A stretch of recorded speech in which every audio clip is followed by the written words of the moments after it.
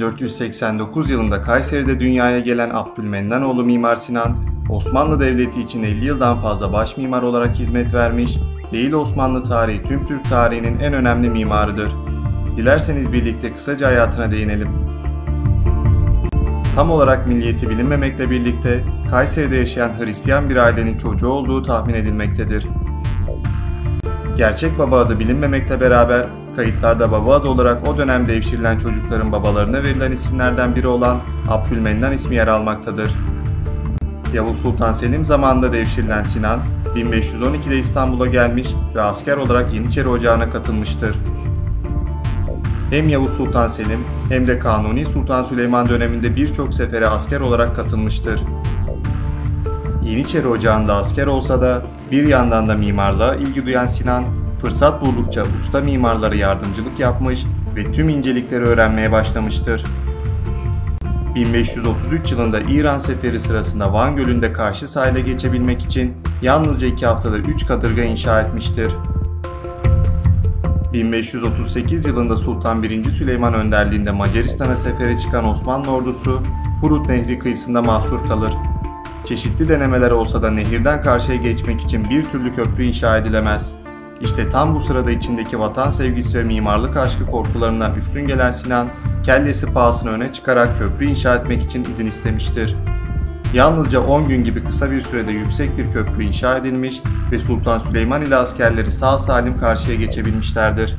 Sefer sonrası ise Osmanlı baş mimarı olarak atanmıştır.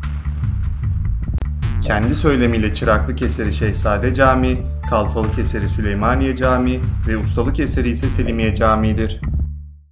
Kendisinden imparatorluğun gücünü ve büyüklüğünü yansıtan bir cami inşa etmesi istendiğinde Süleymaniye Camii'yi inşa etmiştir. 4 minare ve 10 şerefe, Kanuni'nin İstanbul'un fethinden sonraki 4.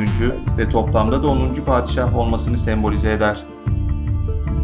Bir efsaneye göre Süleymaniye Camii inşaatının gecikmesiyle birlikte Kanuni'nin kulağına Sinan'ın cami inşaatında nargile içtiği söylentisi çalınmıştır ve Kanuni bu durumu yerinde gözlemlemek ister.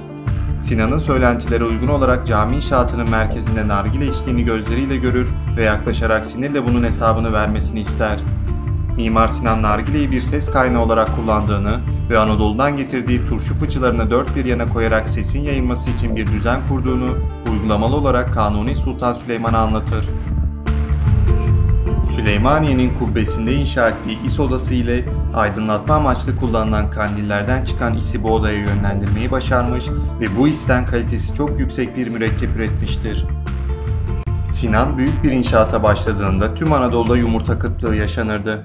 Bu kıtlığın sebebi Sinan'ın inşaatlarının temelinde kullandığı yumurta akından imal ettiği harçtı.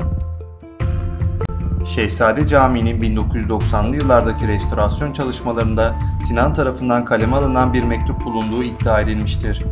Bu mektupta caminin bazı kısımlarında restorasyon çalışmalarına ihtiyaç duyulacağını 400 yıl önceden tahmin eden Sinan'ın ham madde ve yapı teknikleri konusunda kendinden 400 yıl sonra bu yapıda çalışacak mimar ve mühendislere yol gösterdiği söyleniyor. Büyük eserlerinin tamamı depreme karşı dayanıklı yapılardır. Zira Mimar Sinan inşaata başlamadan önce zemine bolca taş yükletir ve 3-5 yıl arasında zeminin oturmasını beklerdi. Selimiye Camii'nde minarelerin şerefelerine çıkanların yolda birbirlerini görmemelerini sağlayan müthiş bir yapı mevcuttur. Çok daha sonraları Almanlar aynı sistemi meclislerinin önündeki dev kürede kullanmışlardır. Restorasyon çalışmaları için türbesi kazıldığında kafatasının kayıp olduğu anlaşılmıştır. Koca Mimar Sinan Paşa 99 yıllık ömrü bittiğinde 92 cami, 52 mescit, 57 medrese, 22 türbe, 3 hastane, 8 köprü ve 20 kervansarayda dahil olmak üzere tam 375 eser bırakmıştı.